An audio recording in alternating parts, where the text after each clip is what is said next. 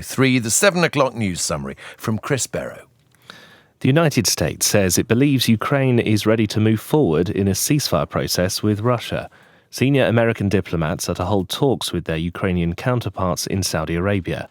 President Trump has said he expects good progress to be made and has suggested that he's ready to reinstate military aid and intelligence sharing for Ukraine. The former governor of the Bank of England, Mark Carney, has won the race to succeed Justin Trudeau as the Prime Minister of Canada. He's received almost 86% of the vote to be elected as the new leader of the country's governing Liberal Party. In his farewell speech, Mr. Trudeau said Canada faced an existential threat from its neighbour, the US. Mr. Carney has pledged to keep retaliatory tariffs on US goods until relations with Washington improve. A senior lawyer appointed by Reform UK to investigate allegations against the MP Rupert Lowe and his team has issued a statement publicly contradicting him. She's denied saying there was no credible evidence against Mr. Lowe. The MP for Great Yarmouth has been suspended by Reform, which accuses him of making threats of violence against its chairman.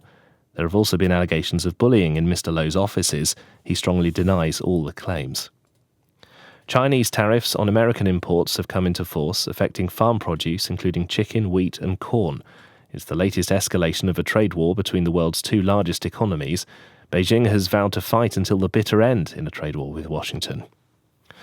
Israeli negotiators are due in Qatar for fresh talks on extending the fragile ceasefire deal in Gaza. Hamas wants a complete end to the war, while Israel is pushing for the temporary ceasefire to continue so that more hostages can be released.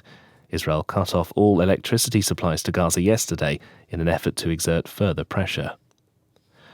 A public inquiry into abuse at a hospital in County Antrim, which treats patients with special needs, holds its final hearing today. Campaigners have described the mistreatment at Muckamore Abbey Hospital as the biggest adult safeguarding scandal ever uncovered in the UK. More than 200 witnesses have given evidence, but a number of families say the inquiry hasn't been robust enough.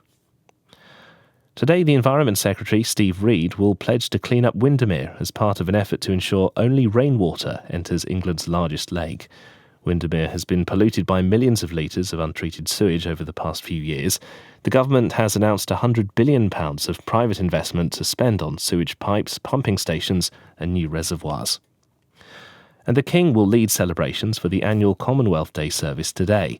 He'll be joined by the Queen, Prince and Princess of Wales, and a 2,000-strong congregation for the event at Westminster Abbey. That's the BBC News. It's just gone 3 minutes past 7.